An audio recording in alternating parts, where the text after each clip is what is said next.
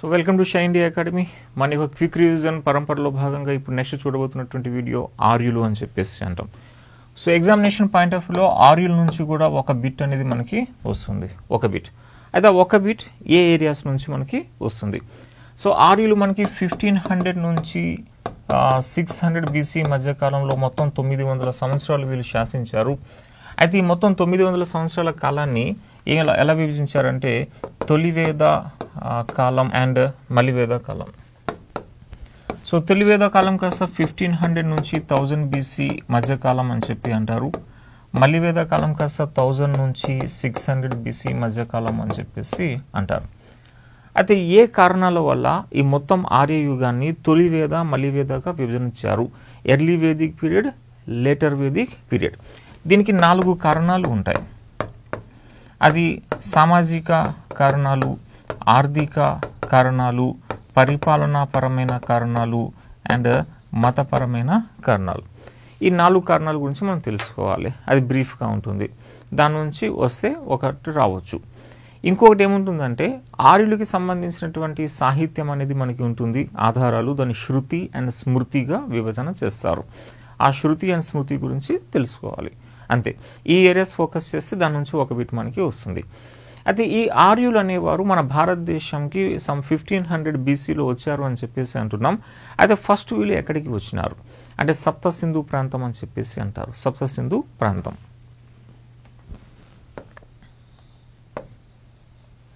So ఆర్యులు భారతదేశంలో first ఈ ప్రాంతానికి వస్తారు. దీన్ని అంటారు సప్త సింధు. సో దీన్ని అంటారు మిలుహా అని చెప్పేసి అంటారు. సో ఆర్యుల దండయాత్ర ఫస్ట్ ఈ ప్రాంతంలో జరిగింది. ఫస్ట్ వాడు దివదాస్ అనేవాడు ఫస్ట్ అటాక్ చేశాడు. అక్కడ స్థానికంగా ఉన్న సాంబారా అని చెప్పి ఉన్నటువంటి రాజును ఓడించి అక్కడ స్థిరపడ్డాడు. స్థానికుల్ని దాస్యులు అని చెప్పి అంటాడు ఈ దివదాసుడు. ఆ తర్వాత ఈ ఆర్యులు కాస్త ఉత్తర భారతదేశాన్ని ఆక్రమణ చేసుకుంటూ 1000 BC నాటికి ఈ యొక్క వెస్ట్ బెంగాల్ ఏరియాకి తూర్పు భారతదేశంకి వచ్చారు. ఇలా తూర్పుకు వచ్చిన మొదటి వాడు వైదేహుడు అని చెప్పేసి అంటాం. అలా దక్షిణంకి కూడా వచ్చినారు. దక్షిణంకి వచ్చిన మొదటి వాడు అగస్త్యుడు. అంటే మొదటి వారు మన ఆర్యులు చూసినప్పుడు మొదటిగా దివదాసుడు వచ్చాడు భారతదేశానికి. మొదటి ఆర్య దండయాత్రికుడు, మొట్టమొదటి విదేశీ దండయాత్ర చెప్పండి ఆర్యులది దివదాసుడు వచ్చినాడు. తూర్పుకు వచ్చిన మొదటి వాడు వైదేహుడు, దక్షిణంకి వచ్చిన మొదటి వాడు అగస్త్యుడు. అయితే ఇక్కడ ఈ 1500 BC నుంచి 1000 BC మధ్యకాలం ఇదే ఎర్లీ వేదిక్ పీరియడ్ అని చెప్పి అంటాం. ఈ ఎర్లీ వేదిక్ పీరియడ్లో వీళ్ళు యుద్ధాలు చేసేవారు. ఆ యుద్ధాన్ని గవిస్తి అని చెప్పేసి అంటారు. అది గోవుల కోసం అని చెప్పి అంటాం. తొలివేద కాలంలో ఆర్యులు యుద్ధాలు చేశారు. దాన్ని ఏమన్నారు అంటే గవిస్తి అని చెప్పేసి అన్నారు. అదే మలివేద కాలం, లేటర్ వేదిక్ పీరియడ్లో యుద్ధాలు చేశారు. దాన్ని అంటారు మహాసంగ్రామాలు అని చెప్పేసి అంటారు. ఈ మహాసంగ్రామాలు రాజ్యాల విస్తరణ కోసం అప్పుడు చేశారు అని చెప్పి అంటాం. అయితే తొలివేద కాల అంతా అంటే సుమారు 1000 BCలో దశరాజగణ యుద్ధం అని చెప్పి జరిగింది. అది కాస్త పురుకుత్స వర్సెస్ మన సుధాముడికి మధ్య జరిగింది. సుధాముడు విజయం సాధిస్తాడు. వశిష్ఠుడు ఆయనకి సహకరించాడు. పురుకుత్సకి సహకరించింది విశ్వామిత్ర. 10 మంది రాజుల్ని విశ్వామిత్ర తీసుకొచ్చి పురుకుత్సకు అప్పగించాడు. కానీ పురుకుత్స ఓటమి పాలైపోయినాడు. ఈయన పురువంశస్థుడు. సుధాముడు భరత వంశంకి చెందినటువంటి ఇతను. ఈ యొక్క దశరాజగణ యుద్ధం ఇది రావి నది తీరాన జరిగింది. దీన్నే పరుషిణి నది అని చెప్పేసి అంటారు. ఆ పరుషిణి నది వద్ద జరిగినటువంటి యుద్ధంలో ఈ సుధాముడు విజయం సాధించినాడు అని చెప్పి అంటాం. ఇది సుమారు 1000 BCలో జరిగింది అని చెప్పేసి అంటారు. ఓకే, ఇప్పుడు ఈ తొలివేద మలివేద కాల విభజనకి గల కారణాల్లో మొదటి కారణం సమాజం అని చెప్పేసి అంటారు. So early Vedic, later Vedic. So సమాజము, ఆర్థిక వ్యవస్థ, తర్వాత పరిపాలన, నెక్స్ట్ మతం అని చెప్పేసి అన్నాం. సింపుల్, ఈ 4 పాయింట్స్ చూస్తాం అంతే. తొలివేద సమాజం మంచిగా ఉంది. చతుర్వర్ణ వ్యవస్థ లేదు. బాల్య వివాహాలు లేవు. మహిళలకి ఉన్నత స్థానం ఉంది. మహిళల్లో గార్గి, ఉలేపి, వాకనవి, గౌతమి ఎసెట్రా మహిళా కవిత్రులు కూడా ఉన్నారు తొలివేద కాలంలో. మంచిగా ఉంది. ఎటువంటి కుల వ్యవస్థ లేదు, ఎటువంటి గోత్రము లేదు, ఎటువంటి వర్ణ వ్యవస్థ లేదు. మలివేదంకి వచ్చేసరికి సమాజంలో ఒక ఎగ్జాంపుల్ చెప్తారు. ఋగ్వేదంలోని 5వ మండలం, ఐ థింక్ ఋగ్వేదంలోని 5వ మండలంలో ఒక వ్యక్తి చెప్తాడు, నా తండ్రి ఒక వైద్యుడు, నా తల్లి పిండి రుబ్బుతుంది, నేను ఒక కవిని అని చెప్పేసి అంటాడు. అది ఋగ్వేదంలో 5వ మండలంలో మనకి కనిపిస్తూ ఉంది. అంటే తొలివేద కాలంలో ఎటువంటి వర్ణ వ్యవస్థ లేదు అని చెప్పి అంటారు, మంచిగా ఉంది. కానీ 1000 BC తర్వాత ఏం చేసినారంటే ఋగ్వేదంలోని 10వ మండలం అని చెప్పి తీసుకొచ్చినారు. ఇప్పుడు ఈ ఋగ్వేదంలోని 10వ మండలంలో పురుష సూక్త అని చెప్పేసి అన్నారు. పురుష సూక్త. ఆ పురుష సూక్తలో మొట్టమొదటిసారిగా విశ్వ జననం గురించి, చతుర్వర్ణం గురించి పేర్కొన్నారు. ఈ విశ్వం యొక్క సృష్టికర్త బ్రహ్మ అని చెప్పి అన్నారు. ఆ బ్రహ్మ నోటిలో నుంచి మేము పుట్టుకొచ్చినాము కాబట్టి మేము బ్రహ్మ పేరు మీదుగా బ్రాహ్మణులం అయినామని చెప్పేసి అంటారు.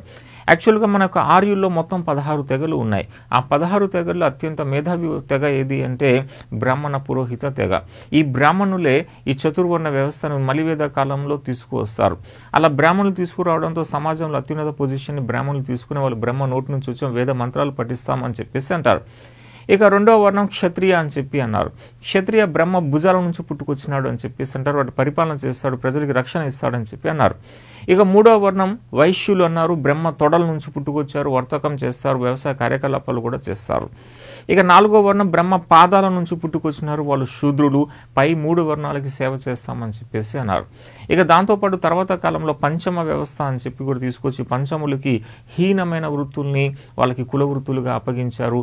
ఇన్ఫాక్ట్ ఆ పంచములనే మన భారతదేశంలో అంటరాని వాళ్ళుగా పరిగణించినారు అని చెప్పేసి అంటాం, అస్పృశ్యులుగా ట్రీట్ చేశారని చెప్పి అంటాం.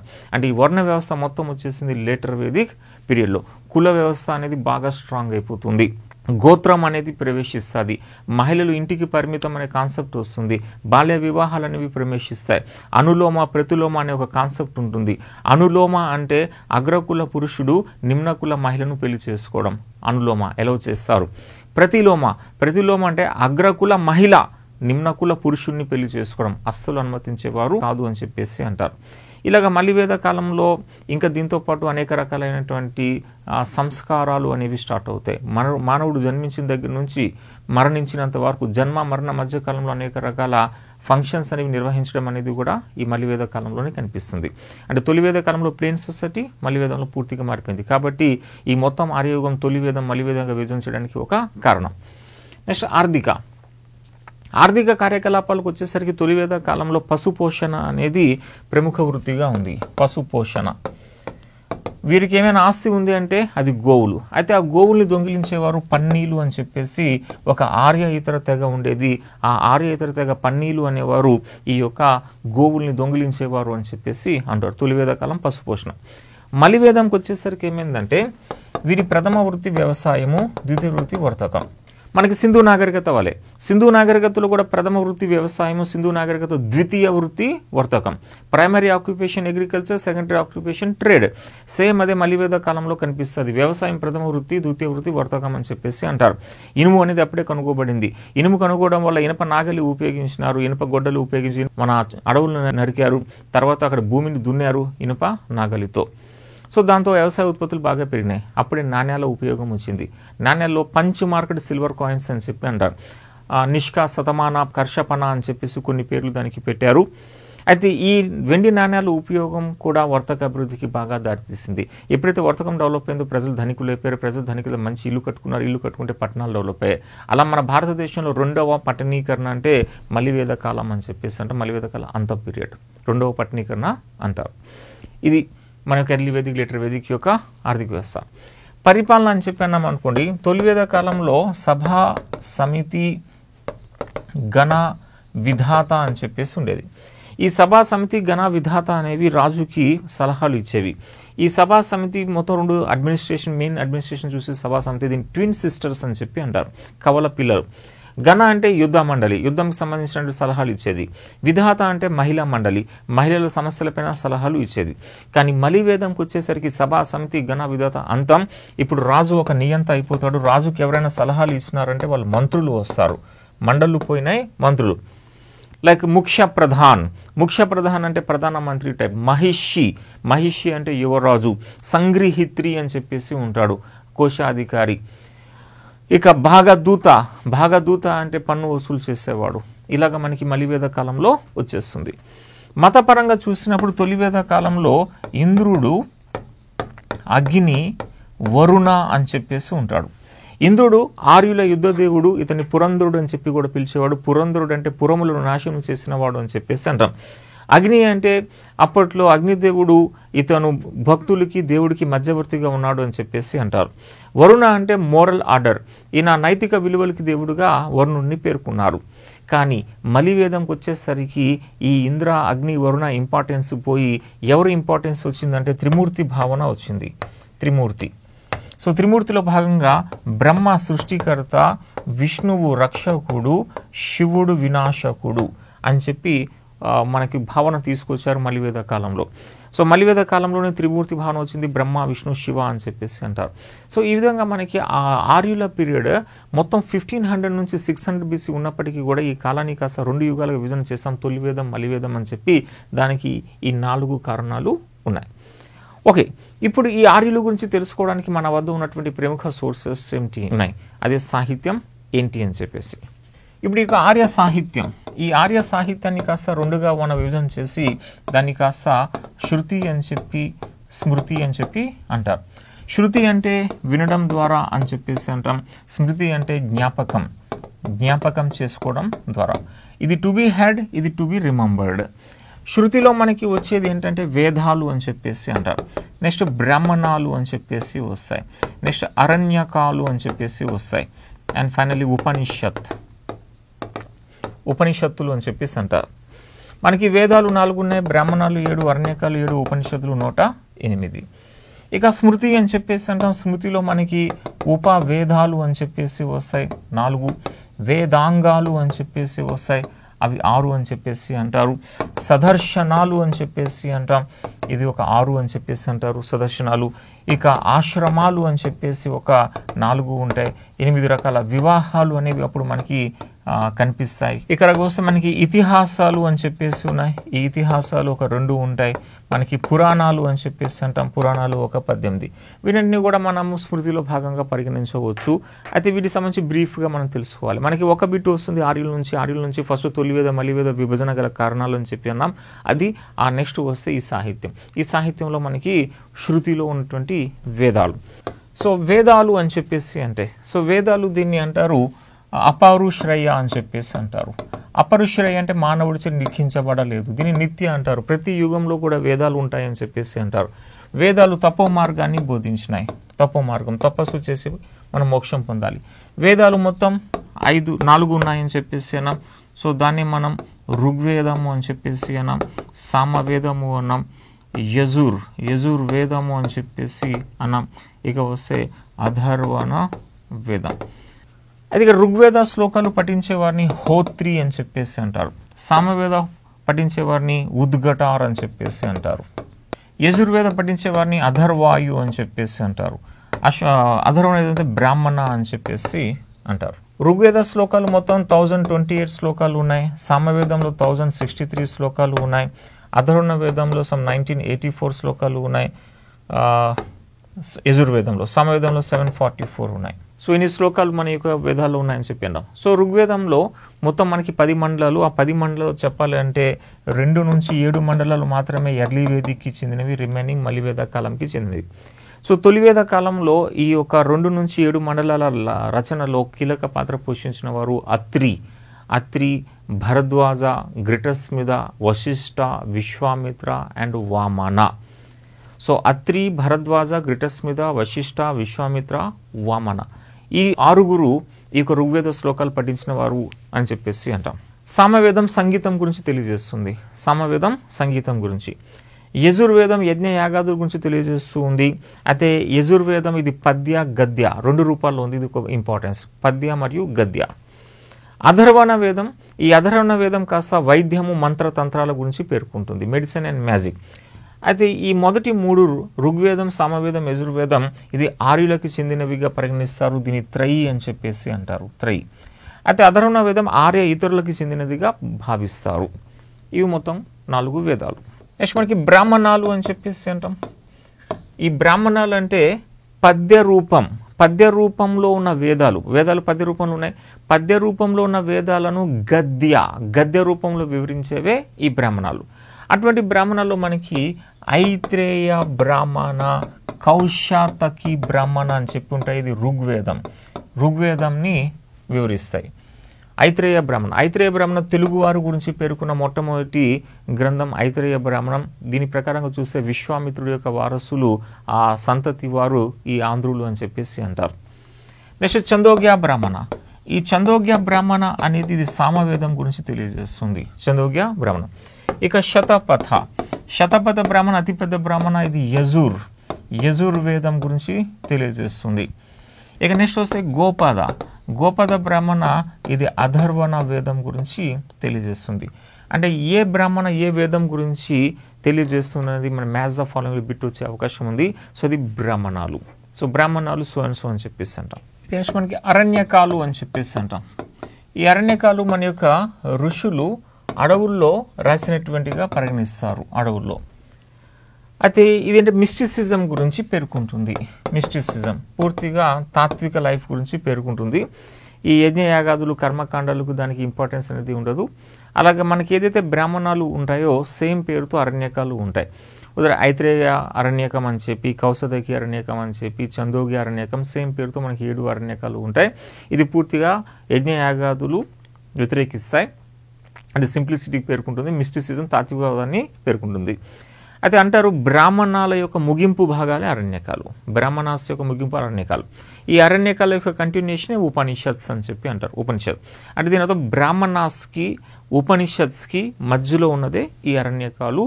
జంగల్ బుక్స్ అని చెప్పి అంటాం. అడవులు ఋషులు రాసినారు. ఇది తత్వాల గురించి మిస్టిసిజం గురించి పేర్కొంటుంది. యజ్ఞయాగాదులకి ఇంపార్టెన్స్ ఇవ్వదు. నెక్స్ట్ ఉపనిషత్తులు మొత్తం 108. ఒకసారి నెంబర్ అడిగేస్తాడు ఉపనిషత్తులు మొత్తం ఎన్ని ఉన్నాయని చెప్పి. 108. ఆ 108 ఉపనిషత్తుల్లో మనకి అమృతో బిందు ఉపనిషత్తులో మనకి ఈ యొక్క జ్ఞాన మార్గం గురించి ప్రస్తావన అనేది కనిపిస్తుంది. సో జ్ఞానాన్ని పొందితే ఎవరైనా మోక్షం పొందవచ్చు అని చెప్పేసి అంటారు. ఉపనిషత్ అంటే లిటరల్ మీనింగ్ శిష్యుడు గురువు పాదాల వద్ద కూర్చొని జ్ఞానాన్ని పొందడాన్ని ఉపనిషత్ అని చెప్పి అంటే అటువంటి ఉపనిషత్తులు మొత్తం 108 ఉన్నాయి. దాంట్లో ముఖ్యమైనది అమృతో బిందు ఉపనిషత్. అది జ్ఞాన మార్గం గురించి పేర్కొంటుంది. ఇంకోటి ముండక ఉపనిషత్ అని చెప్పేసి అంటారు. ఈ ఉపనిషత్ సత్యమేవ జయతే అని చెప్పి ప్రస్తావన పేర్కొంది. వైంత్రయాన ఉపనిషత్ అని చెప్పి ఉంటుంది. వైంత్రయాన ఉపనిషత్తులో త్రిమూర్తి భావన గురించి ప్రస్తావన ఉంది. త్రిమూర్తి భావన బ్రహ్మ విష్ణు శివ ప్రస్తావన వైంత్రయాన ఉపనిషత్తులో మనకి కనిపిస్తుంది. జబాలా ఉపనిషత్తులో 4 ఆశ్రమాల గురించి జబాలా ఉపనిషత్తులో ప్రస్తావన ఉంది అని చెప్పేసి అంటారు. సో ఇది ఉపనిషత్తులకు సంబంధించిన కొన్ని అంశాలు. దీన్ని అంటే శృతి లిటరేచర్ అని చెప్పేసి అంటాం వినడం ద్వారా. నెక్స్ట్ ఇప్పుడు రిమెంబర్ చేసుకోవడం ద్వారా ఉన్నటువంటి దాన్ని స్మృతి అని చెప్పి అంటాం. ఆ స్మృతిలో మనకి ఉపవేదాలు అని చెప్పేసి వస్తాయి. సో ఉపవేదాలు మొత్తం 4 ఉన్నాయని చెప్పేసి అంటాం. ఈ ఉపవేదాలు వేదాలపైన వ్యాఖ్య చేస్తాయి. Commentary on Vedas. సో అటువంటి ఉపవేదాల్లో ఆయుర్వేదం అని చెప్పేసి అంటాం, ధనుర్వేదం అని చెప్పేసి అంటాం, గాంధర్వ వేదము అని చెప్పేసి అంటాం. ఇక వస్తే శిల్పవేదము అని చెప్పేసి అంటారు. మనకి ఎగ్జామినేషన్ పాయింట్ ఆఫ్ వ్యూ ఏమంటాడంటే ఈ క్రింది వాటిలో ఏది ఉపవేదం కాదు అని చెప్పేసి అంటాడు. సో ఈ 3 ఇస్తాడు, ఏదో లేనిది అంటాడు. సో కాబట్టి మనం ఈ పేర్లు గుర్తుపెట్టాలి. ఉపవేదాలు 4, అది ఆయుర్వేదం, ధనుర్వేదం, గాంధర్వేదం, శిల్పవేదం. నెక్స్ట్ వేదాంగాలు. ఈ వేదాంగాలు 6 ఉంటాయి.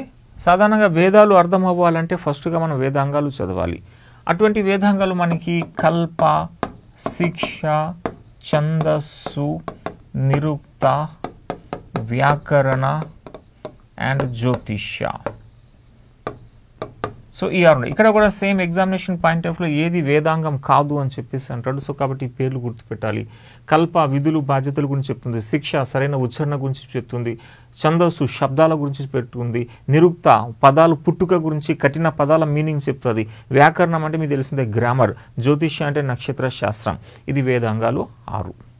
నెక్స్ట్ మనకి సదర్శనాలు అంటే దీని స్కూల్స్ ఆఫ్ సాల్వేషన్ అని చెప్పి అంటాం. మోక్షం పొందడం కోసం కొన్ని పద్ధతులు సదర్శనాలు.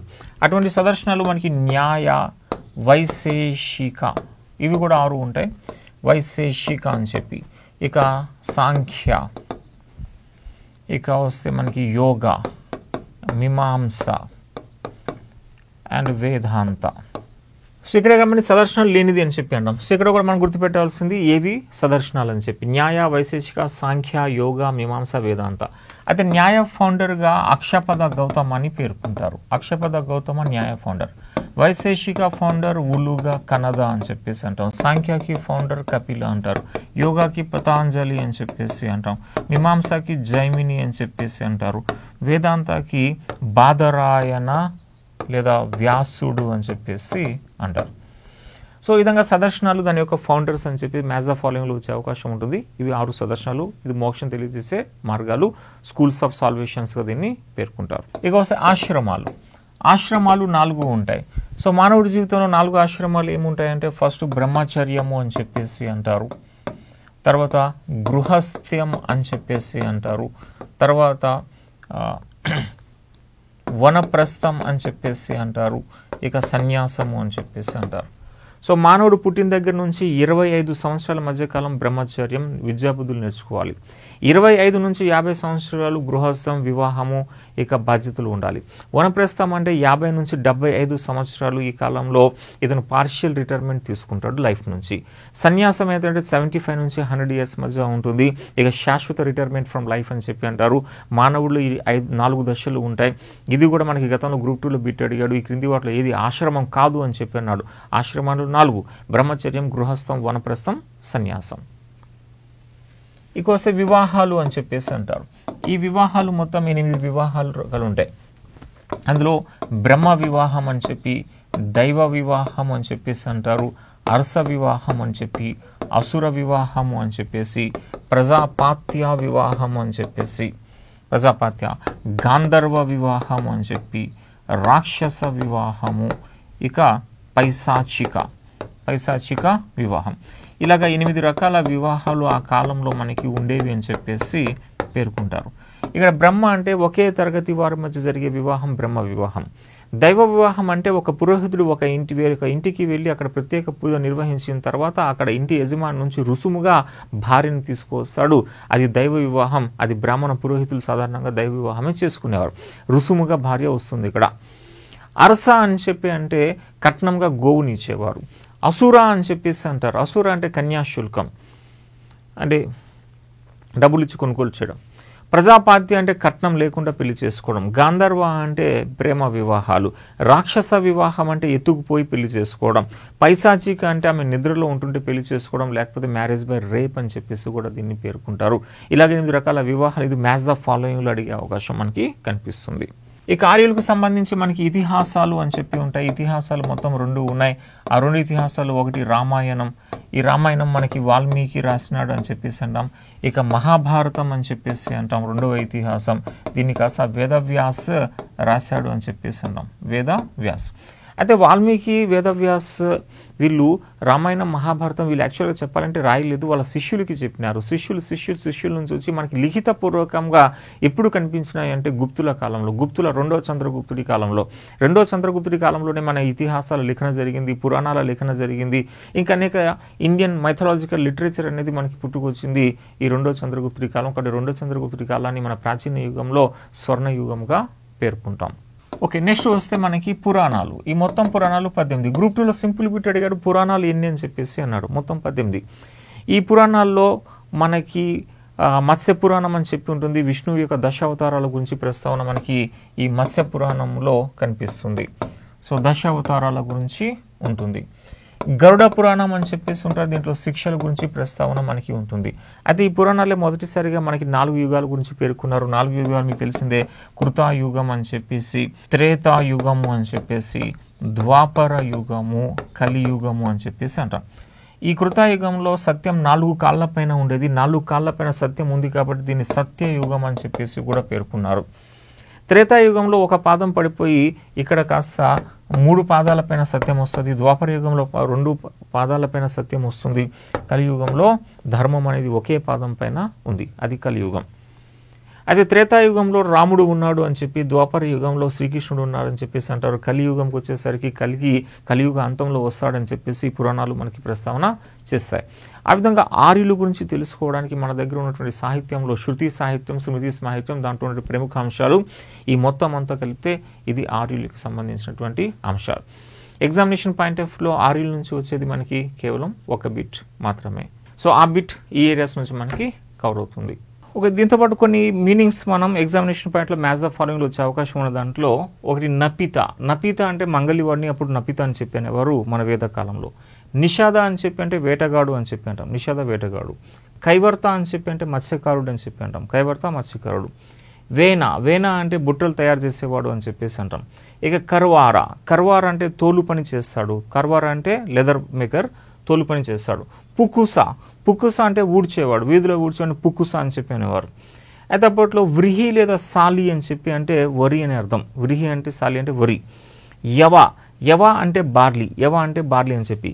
అయితే అప్పట్లో విష్టి అని చెప్పి ఒక సాంప్రదాయం, విష్టి అంటే బానిసత్వంగా ఉండడం, విష్టి అంటే బానిసత్వం. ఇంకా తక్షన్ అని చెప్పి అంటే వడ్రంగి అనేవాడు, తక్షన్. ఉర్న్ అని చెప్పి అంటే ఉన్ని అని చెప్పి మీనింగ్. హిరణ్యము అంటే బంగారం అని చెప్పి అర్థం. శ్యామ లేదా కృష్ణ అయాస్ అంటారు, కృష్ణ అయాస్, ఇనుముని కృష్ణ అయాస్ అంటారు. ఓన్లీ అయాస్ అని చెప్పి అంటే రాగి, అయాస్ అంటే రాగి, కృష్ణ అయాస్ అంటే ఇనుము. ఇలా కొన్ని పదాలు ఉన్నాయి, మ్యాచ్ ద ఫాలోయింగ్లో అప్పుడప్పుడు వచ్చే అవకాశం ఉంటుంది. ఇది మనకి ఒక బిట్ వచ్చేటటువంటి ఆర్యులు. దీంతో ఆర్యులు అనేది మనకు కంప్లీట్ అయిపోయింది.